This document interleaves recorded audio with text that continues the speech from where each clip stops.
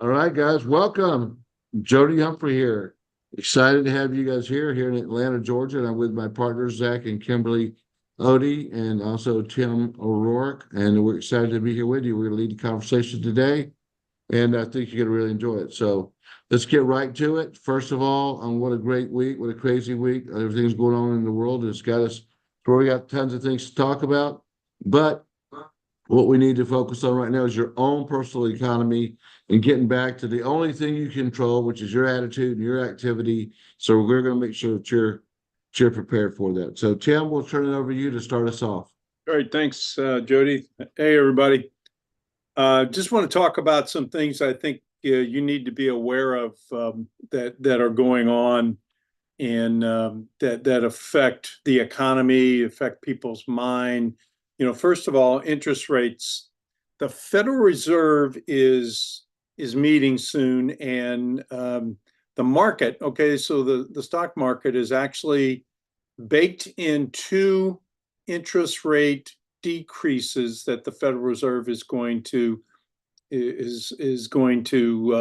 drop rates twice this year is what the market thinks they're going to do.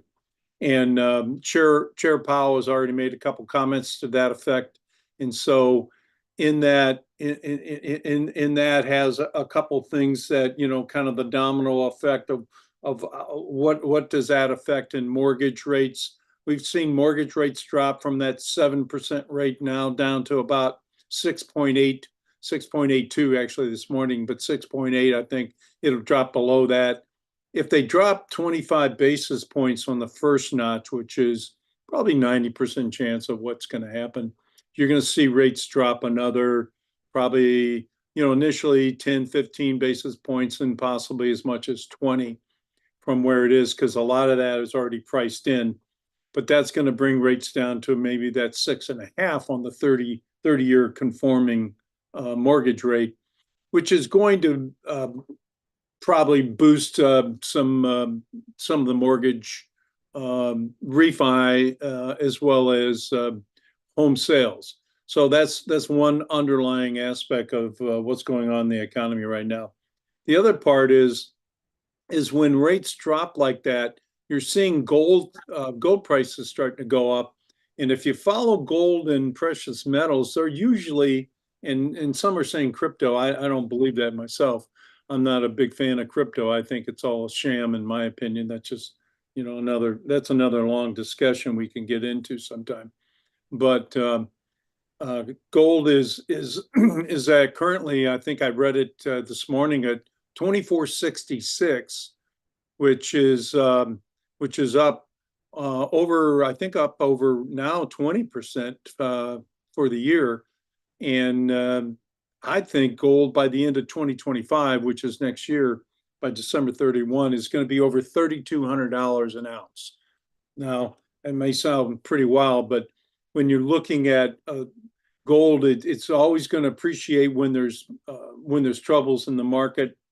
And I think the spot price of gold is going to map out that way, especially as the Federal Reserve cuts rates. And then you have the play on oil lately, because this whole political format of what's going on out there is pretty wild, as we've all seen. This is the first time we've seen a president resign from being the candidate this late in the game. I think LBJ was the last time. I was a little boy when that happened. That was a long time ago. Many of you probably weren't even alive when that happened. But with all that kind of playing out in the backstage kind of drama, I think that if Trump gets in there, a lot of people think that, and he's already stated at the RNC that he's going to drill to get oil pumping again, so they'll bring down oil prices. Oil prices could be anywhere from $70 to $95 a barrel. At 95, we're talking about pretty high inflationary impact over the next 3 to 6 months, if that happens. If Trump loses the election, I think you're going to see oil prices back in the mid 80s again. So there's a lot going on here that we're kind of watching as all this develops. And then on the tech front, I think I've talked about this a lot. Technically, no pun intended, the tech stocks have really been driving the market. We've seen Nvidia, we've seen Alphabet, we've seen Tesla. I mean, go through all the tech stocks. They've really been, driving the market forward on the big board, which is the Dow Industrials, as well as all the smaller, as well as the S&P 500. And just recently, today, the Tesla took a huge hit. Stocks were down 8% pre-market. That was a big deal because what Tesla is up against right now, they've been shorting, not shorting. I mean, Tesla has been discounting their inventory in order to get rid of a backed up inventory. They've been discounting their cars, and so when you have that kind of discounting going on, it's going to affect the bottom line. And I think they've seen what was it? I reported something like what was it? Shoot, I had it right here. 1 second. Yeah, they year over year their results were down 7%, and then earnings came in 17% below what that the street was expecting. And so when you miss those kind of margins like that, I mean, they're going to get hit pretty hard. And then on top of that, the Google Alphabet fell 3.4% before market. So that took the whole sector down when the tech sector gets hit. And right now, just pulling up the market this morning, and the Dow, the S&P's down almost 100 points. That's unheard of. I mean, that's huge. So are we in a correction mode? I don't think so yet. I think we're seeing a rotation, but we're on the precipice of a huge potential downturn in the market. And when that's going to hit, who knows? But NASDAQ's down over 500 points. The S&P's down 95 right now, pushing 100. Oil is down. I mean, right across the board, we're seeing a pretty negative market right now, and not a lot of sign of any positive inertia going into the election right now. So I think there's some things to be aware of, and inflation is still high. I think people are still seeing this at the grocery store, at the gas pump. I think prices will come down a little bit at the gas pump here in the next couple months because of the oil dropping down. So you see a little bit of relief there. But people are still under a lot of pressure, and I think we're feeling that out in the market in general. So that's something I think you need to be aware of. And the last thing I want to talk about is this airline dilemma that's happened with Delta Airline. It's interesting how that that disruption in their software program, they're still kind of backpedaling here.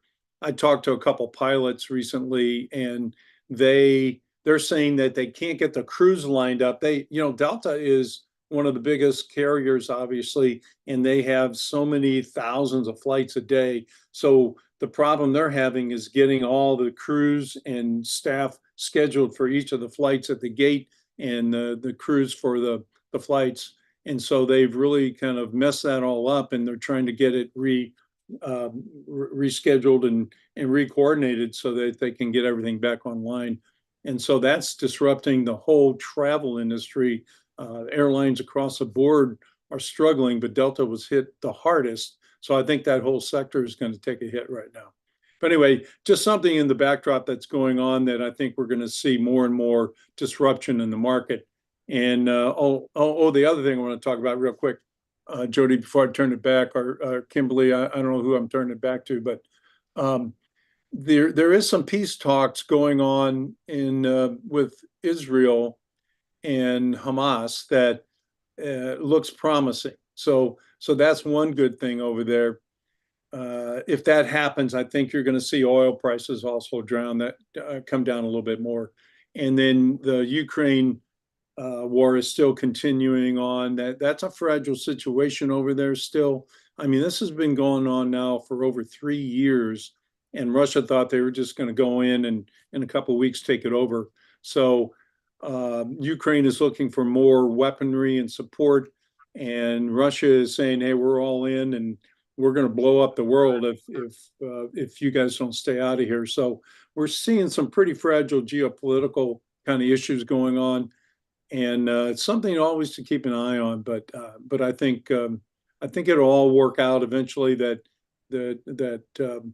The Russia will prevail over there just because of the sheer size and everything.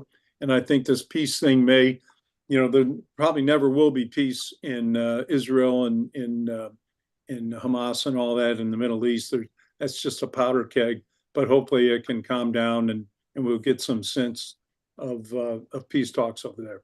Anyway, that's what's going on in the world right now, but great opportunities in our world, Jody, as you know, and I know you're talking about all that, but I'll send it back to you. Yeah. Thank you so much. And, you teed it right up for us as we're going to get right into this, guys. We got a great program. We're going to talk to you for about 15 minutes here for a couple of subjects, and we're going to show you a video clip. So what I want to show you right now is something that's so exciting, I think, and this ties into all the things that you just heard. I mean, if you go study successful people, they become successful during the difficult times. And this certainly, qualifies for a concerning, difficult, confusing time. Okay, so let's get into this. And I absolutely love this right here. You remember a couple of years ago during COVID, there was what was called the Great Resignation. Okay, well, Fox Business News has just announced that now the Great Resignation 2.0 could be on the horizon, with 3 in 10 workers planning to quit their jobs in 2024. And that's incredible. And that signals all kinds of things. Okay, one is it obviously signals an incredible recruiting opportunity, but then you got to dig down a little bit further and find out what this means. So let's talk a little bit about it. As you can say here, the younger workers are the ones that lead the charge on this. So you go a little further. Say the survey findings released recently found that 28% of 1,000 full-time workers questioned they plan to quit their jobs before the end of the year. Okay, and especially with the highest percentage being between 18 to 34. Younger workers tend to switch jobs and move faster because they're looking for opportunities. So now, what does that mean to you? First of all, just that headline alone should be an incredible recruiting opportunity, and I think that I don't, Kimberly, how do we make the screen where it shows the speaker versus it's if you can do that for me, I appreciate it. It is made that way. So on YouTube, Okay, they good. only see you. It's your view where you see everyone, but at least on Because I YouTube. just was seeing Tim there, that's all. So that's fine. All right, so but now what does that mean? First of all, it means it's exciting that people are changed, but it also tells you the people who are most susceptible to wanting to change, and that is the younger generation. So I would take that, go use it as an opportunity. We got great new leaders that are coming up through here on Gen Z. We got a great Gen Z movement coming within the team that I'm real excited about. But it also leads right in that if there is a great resignation, that means there's also what? Great rollovers. So we're going to talk a little bit about that in just a couple of minutes, okay? Also, we want to give you some arm. People like clever sayings, and people like ways to go out and teach people what we do. And people, we always say, it doesn't matter what you say, it's how you say it. But I'm going to give you one today I saw the other day that I think that you're going to like. So if somebody asks you what you do, and this is on the sales side, you say, we help you avoid having your IRA turn into an IOU for the IRS. So that's pretty good. I like that. And I know enough of you to know, James is beside me. He loves it every time I say that, because some of you like that kind of stuff a lot. And it gives you something cool to go say. Well, there's a good one for you. We show you how to keep your IRA from becoming an IOU to the IRS. And that will definitely get you some questions as you go forward. Okay. But, I want you to understand something as we go forward. Now, I don't want you to be a tour guide. Now, I heard this phrase the other day, and I love this. Okay, they were talking about, I was studying this kind of a master presenter, a master sales guy. And I know we don't spend a lot of time talking about sales guys because we don't want to be professional salespeople, but life is sales, recruiting sales, dating is sales, whatever the case may be, you're in the sales business. But it talked about different levels of salespeople. And at the bottom was what he called a tour guide. And oh man, when I heard that, it really, it hit me, because that's what a lot of us are. We're given presentations aimlessly, and you go spend an hour on a presentation or 2 hours on a presentation, and you show them everything on earth, but you don't even know where you're going. You don't even know if they're qualified. You don't even know if they're, what you're dealing with. So learn to be a question asker. On the front end, as you're going out and talking to somebody, and say, hey, look, if I show you the right thing, if I present the greatest opportunity in the world, are you going to pull the trigger? Are you willing to make a change? Or Kimberly does that which shows you how to go do that new calculator, or do an F&A, same thing. At the very beginning, you ask those questions. And so do that when you're out talking to somebody. Don't go waste your time. Don't just go spend aimlessly. Let me show you an IUL. Let me show you what we do. Let me show you all this. The Bible says it best, don't cast pearls before swine. Go talk, know who you're talking to. And that's talking about, you want to give a good message to people that can receive it. Simple things that when you're talking to people, literally get to know them a little bit, but you can ask questions. Hey, are you entrepreneur minded? What have you built before? And people, they'll tell you, I hate entrepreneurs. I'm never going to leave my job. They'll tell you. Ask those questions. So I wanted to set that up as we go forward on the power of questions. So we're going to have a conversation right now about what that volatility means, the opportunities that it presents for us, specifically on the products and concept side. So Zach, if you want to kind of lead the conversation along some of the lines we talked about earlier. Yeah, and I mean, basically what Tim said earlier, is this a full correction of the market? Probably not. Is it a precursor? If you follow Paul Dietrich's monthly updates, he believes that it is. Everything's shifting around in the marketplace. There's so much volatility out there. There's so much unknown. And I think that's really where an easy conversation can come in from any of you, is just talking about volatility and how it's unknown, and what are you doing to protect yourself from that volatility.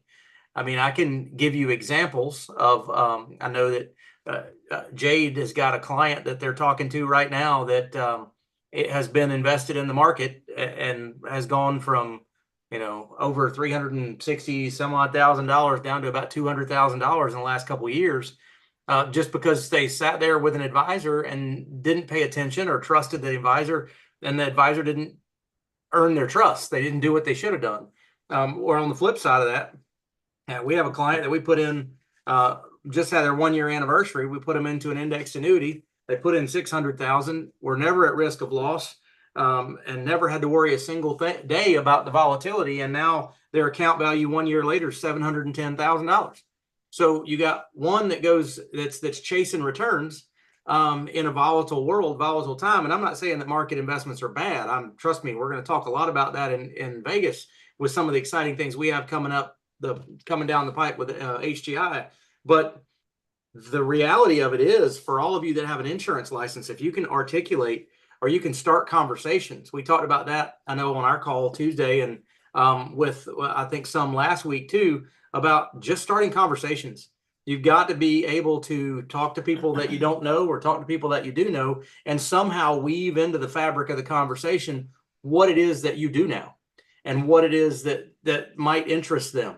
And so understanding a few points like that, like we talk about the circle of safety, we talk about those kind of concepts and ideas.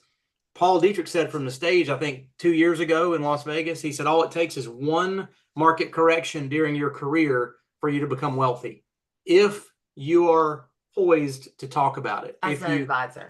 As an advisor, yeah. Or as an investor, either one. Yeah, either one. But he was talking about as an advisor. He said he had seen so many people become incredibly wealthy because they were ready when the market corrected, because that's when there's a lot of people that are upset. They want to leave their advisors. They want to go to that safety. They want to go to those places like that. So if you understand these concepts, and they're not complicated, You know, they're not complicated. You track the market up, you got a zero floor, you can't lose, you can only win.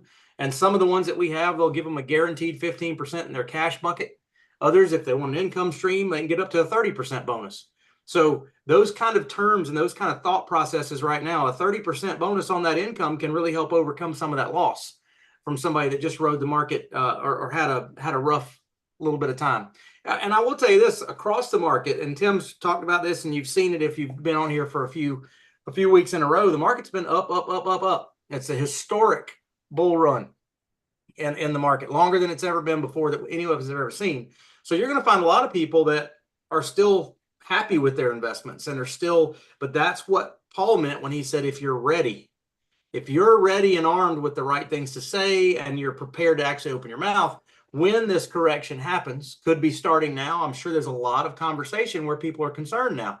So if people know that you're in or around this world, you may actually have just told them that you are doing this, and they may just ask you a question. Hey, Gail, I heard that you were in the, investment world. What do you think about what's going on, right? What are you seeing with what's going on? If you're prepared just enough not to try to be an expert and talk about things you don't understand, but prepared just enough to say, well, thank goodness most of my clients are, guaranteed against loss. So I've got a lot of happy people that I work with. Oh, wow. Tell me about just little things like that. But I know what Jody's talking about being a tour guide. We have to be careful about that too. Not just getting into dialogue and giving people all of our information and all of our knowledge and all the things that we have to offer without asking for an action item or something in return. If somebody starts to enter into that dialogue with you, stop talking and get an appointment, right? Say, you know what, I'd love to talk to you about this more. We should really schedule a time where we can sit down and I can find out what you're interested in and looking for, and I can tell you kind of what I feel about it. What looks good for you this week, get your phone out, but cut that off at that point. Don't just continue to give them a tour guide, a tour of the city of Charleston, right? We got people that get on the carriage rides and ride around, and the guy just talks the whole time around the city. And at the end, he hopes for a tip. That's not what we want. I love the analogy. It's very, very, very good analogy, because I know we've done it. We've had a lot of people that have gotten very good at understanding concepts, and they just talk about them. They don't ever ask for the order. Okay, Zach, one thing I just want to point out too is that you're dead on, and also, and I know we're on a call about products and concepts and all, but understand that it only takes you to get 2 or 3 people in your business to change your life forever. And those people move during those same times. There's a correlation to the two. So you could be on your product side, changing your life forever, and at the same time, go get that person that you probably never could have gotten either. Just wanted to point that out. It's funny when you talk about it, about that. Of course, we believe in recruiting. That's what we do. That's how we talk about that concept. I know this is a financial concepts call, but if you realize if what Paul said about being ready for that downturn, being prepared, if you realize every one person that you add to your team adds at least a minimum of 10 productive hours a day to what you can do on your own, how strong would that be to be ready and have 5 people ready, have 10 people ready with the same kind of information and the same kind of talking points? Pretty strong. So that's definitely a focus of ours right now. I think in having conversations with people, one of the most important things to remember, like Jody said earlier, is to ask questions. When you ask questions to whoever you're speaking with, you actually control the conversation. I don't know if you guys realize that or not, but that is when you're in control, is when you ask questions. If you're ever in a situation where you feel like you don't have control of the conversation and they just continue asking you questions and you feel like you're kind of on the defensive, or you're trying to explain everything because they keep asking, flip the script, right? You start asking those questions and ask them, just say, well, let me ask you this, right? And just ask questions. If you're ever on an F&A with me, you're going to hear me ask questions. You might be like, where's she going with this? I'm genuinely curious, right? But also by asking questions, I get to know my client more. My client gets to know me more. My client not that they just think I care, because I do, but they think I care, right? Like we have that relationship and that dialogue because I'm asking questions and I'm truly interested in them and their answers. So I think asking questions is a big part of it. And I'll also say from just a sales perspective or a world that we live in perspective, you got to understand the narrative that's being sold to everyone out there, right? So we talk about our personal economy a lot because we know what's happening in the world. We see it, it's fed to us, right? Every time we turn around, is bombarding us, whether it's political or the stock market or the wars or whatever, right? It's fed to us.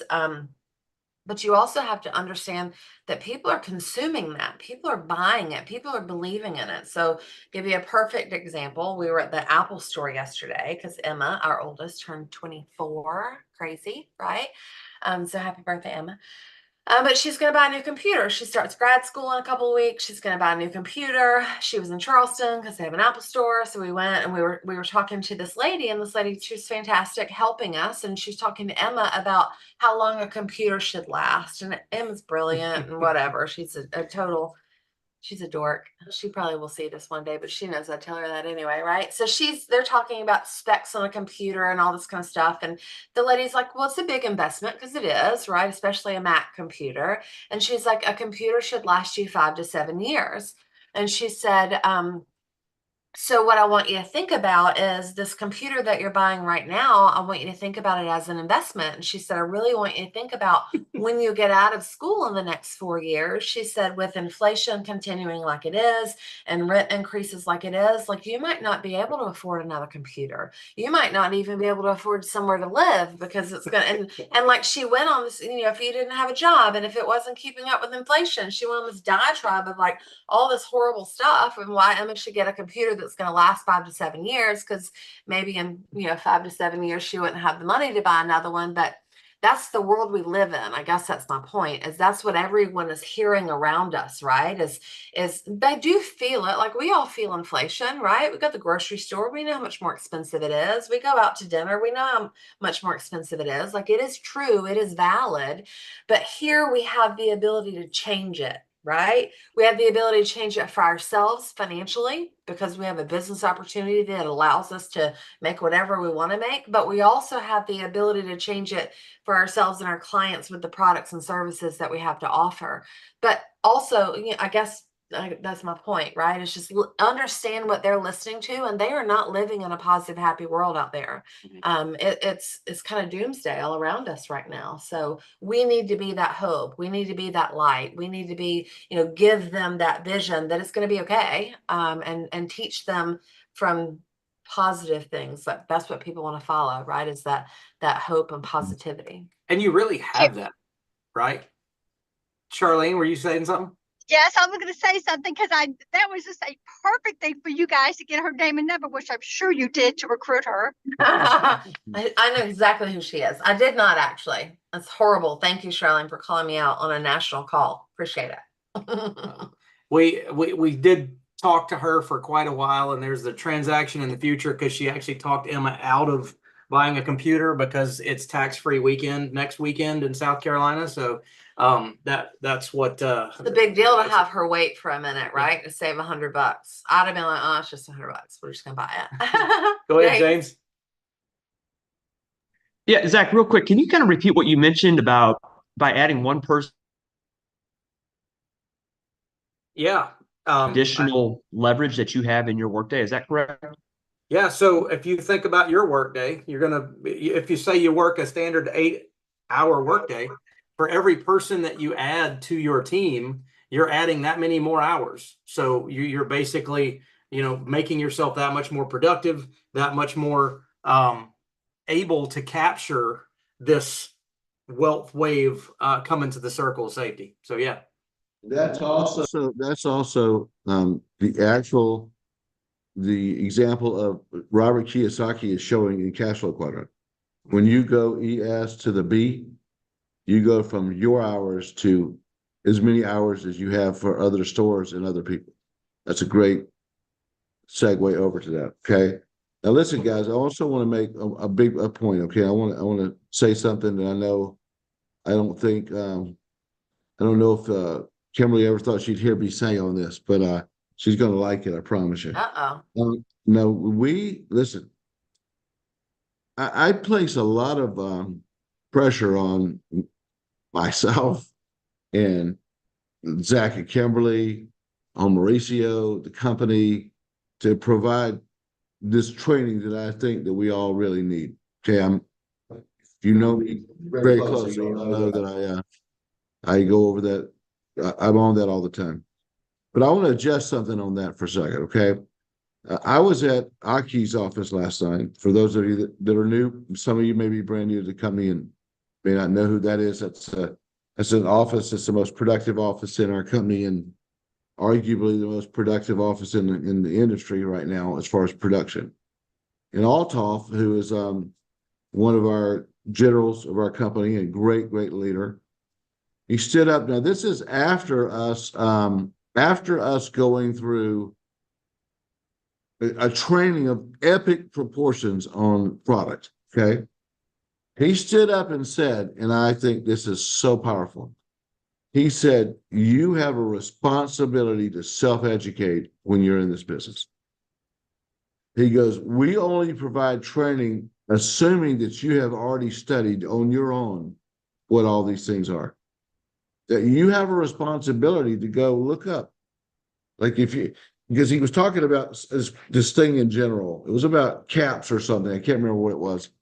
But he said, I'm not going to tell you every cap. He goes, if I'm going to tell you what caps are, then you go read the things from these companies and learn it. And he really put it on them. And I want you to know that you do have that responsibility. You as we're preparing you the best we can, you got to go learn. You got to get better. You got to be self-educating yourself and reading the different things around you. There's tremendous information that's provided in our back office. There's tremendous information that are on the videos that we're posting. There's tremendous information that's being put together through Mauricio and Edwin and these guys through this leadership mastery piece. It's just, but you understand, this is your little red wagon. You know, I bought a television the other day, and I always go get my brother-in-law or somebody else to go do all my stuff, any electronics, right? And I said, you know what? I'm going to do this. So at midnight, open this thing up. And it's one of those picture frame televisions, which is fairly sophisticated. But you know what I did though, as I got my iPad, because my wife was trying to read all these things and getting frustrated. I got my iPad. I said, honey, hold on. And I went to YouTube and I pulled up a guy doing the same thing. I set it right there and I had that thing up in 20 minutes, rumbling. I couldn't. You take the initiative to learn these things. We're going to provide you the tools to do it. We will continue to give you tremendous information like what you're hearing today. But understand that it is our and your responsibility to go move forward on that. So I wanted to make that point.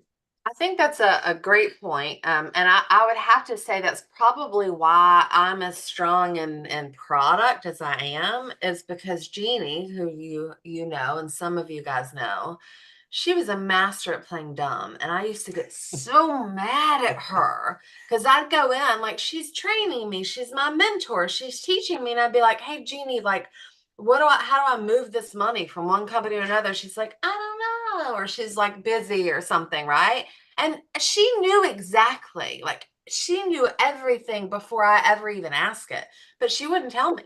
And I'd have to go figure it out on my own. And she was there to give me like the big pictures, right? And to help me along through the way. But a lot of times it was like, I don't know. And the only way I could move forward is call the product providers, or I don't know that YouTube was quite a thing back then, right? Or at least what it is today. But we do that a lot. You guys know, I watch some of these videos and I'm like, oh my God, you're going to love this. If I don't know, I go Google it or call somebody and ask them. So I think that's a big message. And one of the things we're going to show you in a few minutes is a perfect example of what our product providers do for us. And we'll show you a short part of a video. There was almost an hour-long webinar that North American did last Wednesday, I think at the exact same time that we do this call. And it was recorded and it was shared out there to the people that registered for that webinar. So we're going to show you a little bit of that in just a minute. But I'm telling you, the print material that's there if you're appointed with these carriers and you can get back into their back offices, the North American's got some great educational stuff just about crediting methods and caps and participation rates and all these terms that you hear. So I would say, Jody's talking about Googling and self teaching. If you go Google the IUL, you're going to have just as many people saying it's bad as it is good, and you're going to get lost in the hoopla. Trust us, it's good. You can read that stuff if you want to, but in your education, if you just go to the providers, they're going to tell you how to overcome objections. They're going to tell you why it's good, how the talking points should work, and it's all right there for you in those portals. And I think the only other caution that I want to say is, in thinking back in our early career, you can get lost in all the education out there, Oh, right? gosh, There's yes. so much out there and it can be overwhelming. So if you're on my team, you know, I'm looking at Stephanie, she's brand new. She's probably like, you lied to me. You told me you're going to hold my hand and teach me everything I need to know. And now you're telling me to do it myself, right? It's not what I'm saying at all. I will hold your hand. I will teach you everything that you need to know. But if you need to know more, or as you learn, that's when you go out and you need to find it. So understand that. And Yeah. we had a guy, he was one of the biggest guys in the company that we were with. And he said, you know, when I learned about an indexed annuity, and we were like, when? He was like, when I had somebody that needed one. So hear that part of it too, right? You need to understand conceptually, right? Big picture bubbles, how these things work. But I don't necessarily think you need to do a deep dive until you need to do a deep dive. But when you do, That's, we call it, you can yeah, do we deep call dive. it time released. And what happens is, I really love this leadership mastery, because guys, your first 30 to 60 days in the business, for sure, your first 30 days, you do not need to do a deep dive on anything. You just don't. You go learn. Dawn, are you on? I think I see you on there. Dawn, you're on there, right? Dawn Mitchell. You can unmute yourself if you can. Yes, I'm here. Super. You know, how much more did you learn in the last 24 hours on how to an IUL and term in doing an app than you did all the time before? You Man, learned it was everything. unbelievable how much just in that one session, I feel like I can pretty much go off and do my next one by myself.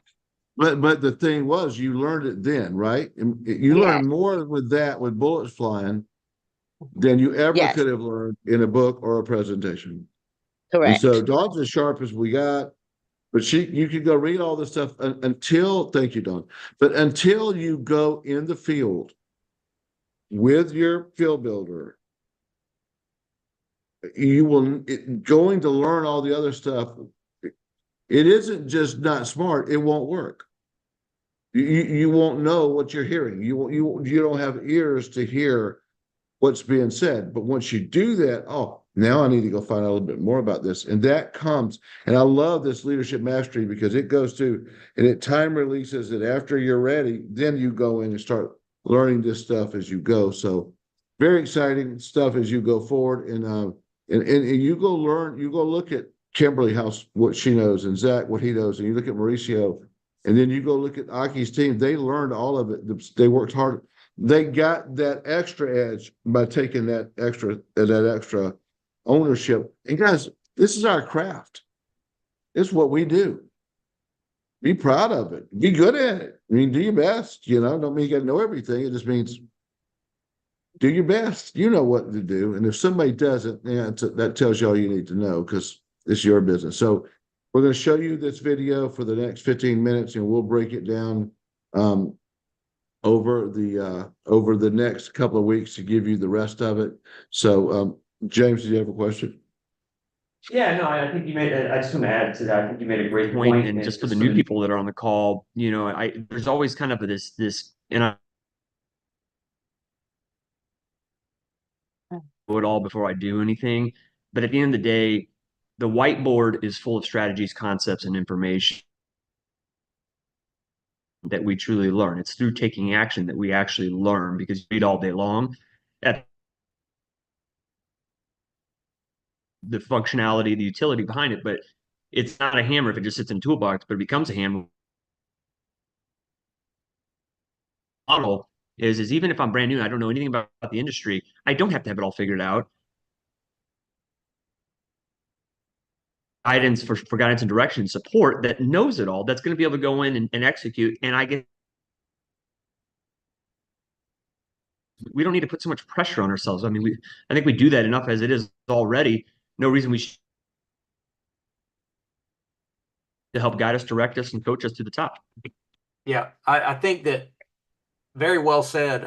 You're kind of breaking up a little bit, so people might have missed some of the message. But one of the things that from the last tip about, and that's what Jody and I talked about before this call, was giving you guys some tips, some ammunition, some things that you could feel confident about. One of the biggest things that I think that second to asking for the order, to use a sales term, actually asking your potential recruit or client to actually buy or do what it is that you're wanting them to do. The second thing is know when to stop talking. I mean, you don't have to. I've done bops on a napkin at a table, not showing them a single slide, never mentioning Hubert's name. For some people, that's going to be the home run hit, right? For other people, they're just looking for whatever. So know your person, ask your questions like Kimberly did, and then when they say, "Man, this sounds great," stop. Say, "Let's go. Let's get you signed up, right?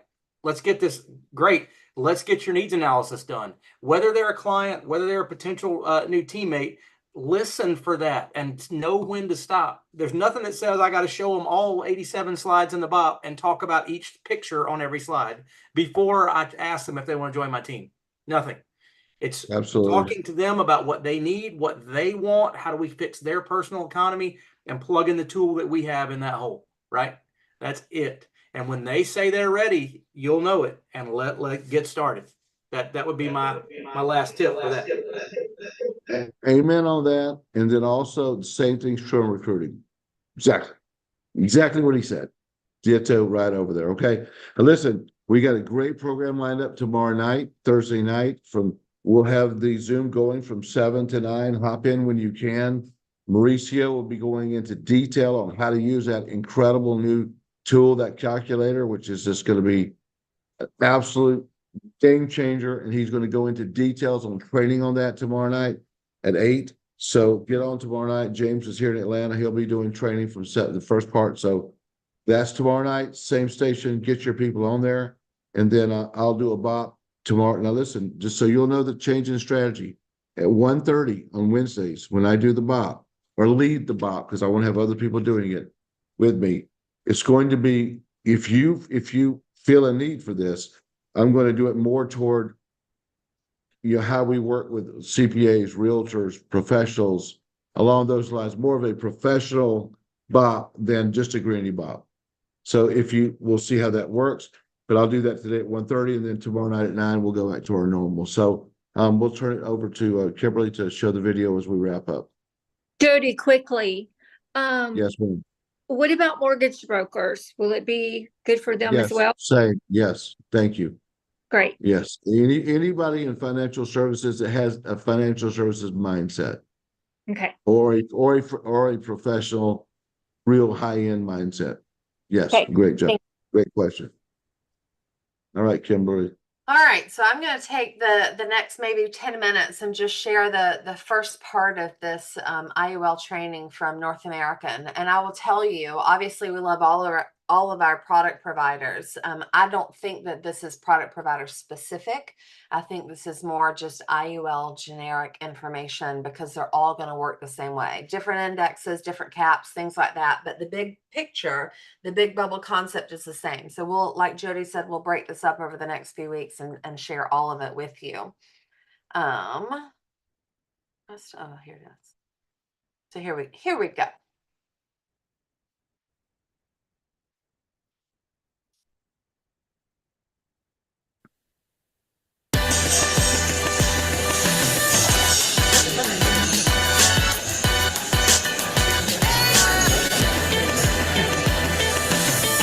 Thanks. Index Universal Life Insurance, or IUL, is a type of life insurance that provides death benefit protection to your loved ones in case of your death and an opportunity to build cash value.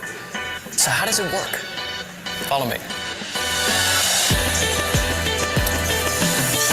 When you make a payment, part of that money is used to pay for the cost of insurance. The rest can be allocated to an indexed account that earns interest at a rate that reflects the growth of a stock market index, while being subject to a cap and a floor. All right, let's slow that down a bit. When your premium payment is placed into the index account, the beginning value of the account is recorded. After a 12-month period, the change in the value of the index account is recorded again. Based on the change in the index value, interest is credited to the account. The account is subject to a maximum value, or a cap, and a minimum value, known as the floor. The cap is the maximum amount of growth your account can receive. Say your index account recorded a change of 12%, but the cap is set to 8%. That means you would receive 8% interest credited to your account. On the flip side, if your account has negative growth, the floor protects you from losses. Let's say the index is down 11% over a year's time. The index account has a 0% floor, meaning that the account won't lose value due to negative index performance. So what's the bottom line? Negative index performance won't hinder your earning potential.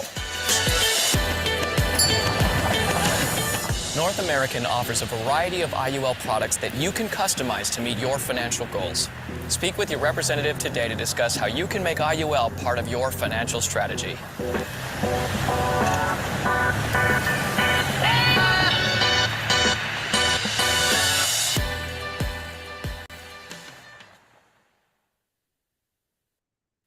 Hello, welcome, and thanks so much for taking time out of your day to spend with us. My name's over to Tom. Today's webinar is being recorded, and you'll receive. Thank you very much, Stacy. Yes, this is the first of a 5-part series on demystifying IUL. We're going to be going through IUL mechanics. We're starting from kind of ground zero. We're starting from a real baseline of saying, okay, what is this indexed universal life? How does it really work? What are some of the terms and differences from a traditional universal life policy? So that's what we're talking about today. Just a few disclosures. This is recorded, so you can always go back and read these at your leisure. We're going to talk about some different account options, different things that you can do with monies in indexed universal life. We're going to be talking about rates. And when I say rates, I'm not necessarily talking about a percentage rate. I'm talking more of terminology of different types of rates within indexed universal life. We'll get to that in a little bit. And then we'll talk about index buckets and crediting methods and how monies work within an indexed universal life policy. So first, indexed options or account options. When your money is in a traditional universal life policy, it's in a fixed account earning a stated interest rate. Indexed universal life has a fixed account too, but it also has an indexed account, and that's the difference. But let's start first with the fixed account. A fixed account is basically an account where the money is earning a declared rate by the company. For example, they may say our current fixed account rate is 3%. That's the rate that the monies in the universal life or indexed universal life policy would be receiving. And typically there's a guaranteed minimum rate as well. For example, that rate might be 2%, 2.5%, something of that nature. Indexed universal life policies do have a fixed account. You don't have to put monies in the indexed account, even though, of course, most often they are. But you could put monies in the fixed account. And then indexed universal life policy is just like a traditional universal life policy. The only thing that really makes indexed universal life significantly different from a fixed universal life or a traditional universal life is the indexed accounts. Really, a lot of the other stuff is very similar. You still have the flexibility of death benefit, the flexibility of naming the beneficiary, the flexibility of premium payments. The really difference between indexed universal life and a traditional fixed universal life is that indexed universal life also has indexed accounts. So indexed accounts are where you will receive an interest rate that is linked to a stock market index.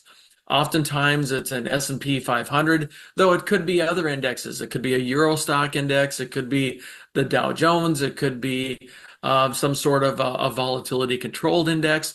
It could be the Russell. There's all sorts of indexes. But one of the most common indexes out there is the S&P 500 index. So I might use that as an example as we go throughout this. So the interest rate that they are going to receive is not a declared rate by the company, but instead that interest rate that they receive is going to be based upon the movement of an underlying index. Now remember, they're not actually putting money in the market. That would be more like a variable product. An indexed universal life product, the only purpose of this index is a measuring tool to determine the interest rate that's credited. Monies are not actually in any of these indexes. Now, the other thing with indexed accounts is that, and maybe I'm going to see if I can find my little laser pointer to keep me here on track. There is limited upside potential with a cap or spread or par rate, and downside protection rates with a floor. So with indexed universal life, if the index goes up 25%, you may not receive the whole 25%. On the other hand, if the index goes down 20%, you're not going to get the downside. You're going to get kind of something in between there. And we'll talk a little bit about these terms here: a cap, a spread, a par rate, and a floor rate. We're going to talk about these terms when I talk about the rates section in just a little bit. But essentially what the indexed account means is that you're going to get different credits. You may receive 1 year, you might get a 0% interest credit. The next year it might be 7%. The following year it might be 2.3. It's going to vary. And the whole idea with indexed universal life is that by accepting some variability of returns, that there's the potential, if you're willing to accept that variability of returns, there's the potential that you can get a higher interest rate credited than you would get on the fixed account. And that's what makes indexed universal life so intriguing. It's saying, hey, I like the way universal life works. The fixed account rates are really quite low. Is there the potential to get a little bit higher rate, even if I recognize that I might not get a higher rate every year, but overall, over the life of the policy, I'm hoping that I have the potential to get a higher rate? Yes, that's what index accounts are all about. So let's look at different account options with our fixed and indexed. You can mix the allocations. You can put some monies into the fixed account and some monies into the indexed account. So you can mix and match, and that's not all that uncommon. Although most of the time indexed accounts are where people put their funds, they allocate to indexed accounts, or at least the vast majority of their funds to indexed accounts. You can certainly mix and match. Now with North American, we do not have any requirement that any of your funds go in the fixed account.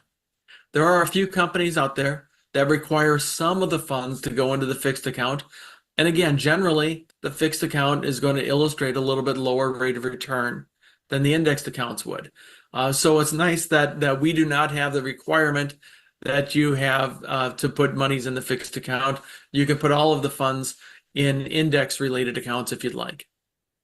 And then, of course, North American has many different allocations.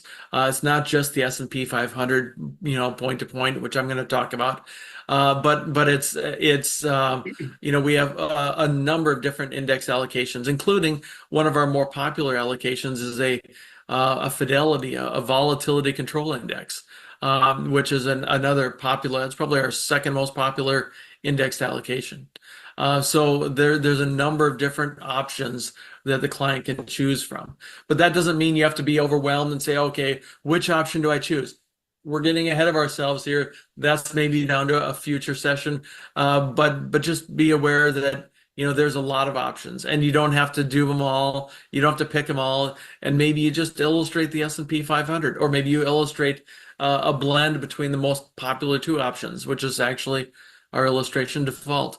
That's fine. You don't need to overcomplicate it and try to, go through an analysis of which index may be better. We'll talk about that again in a future session, but generally they're all priced pretty neutral. So these are the different index allocations. You can move from account to account. So when you make your choice, that does not mean you're stuck into that particular index allocation. You can move from the fixed account into an indexed account any time of the year you want. So let's say that you are 3 months into the policy and you say, gosh, I've had 10% of the funds in the fixed account and 90% in the indexed accounts. Now that I'm thinking about it, I'm not even sure why I put that 10% in the fixed account. Can I just move that to the indexed account? Yes, you can. You can move from the fixed account to the indexed account at any time. What if I have monies in an indexed account and I want to move to a different indexed account or move from an index to the fixed account? You can move at the end of the index measuring period, which I'm going to talk about a little bit more later. You can move at the end of that index measuring period, which is typically a 1 year period. And so if you have monies in an index account, basically they stay there until the end of a 1 year measuring period. We also have different index start dates. I'm going to talk about this in a little bit more detail later when I talk about index segments or index buckets. So I'm just going to kind of hold on this one for right now. But there's a lot of different options you can do here. Again, remember, this is not a complicated thing. You got this. It's like traditional universal life, but it's just adding an additional index crediting method to it. So when we are adding an index crediting. All right. So I'm going to stop that share. I think he's fixing to go on to the next section, which is where we'll pick it up next week, and we'll go over that. But I think it's a really good explanation of just the basics of Index Universal Life in general. Again, it's not something you're probably going to talk to your client about day one. You're going to talk big concepts, right? Big picture concepts. But if they start asking you about things like that, then I think it's important to have the knowledge and the information to share with them. So Jody, anything else you want to say before we close it out today?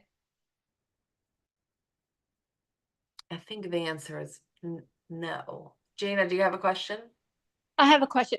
It might be a stupid question, but please forgive me. I don't know. It's a stupid question. Okay. Do you build cash value with an IUL? Yes. Okay. So you do build the cash value.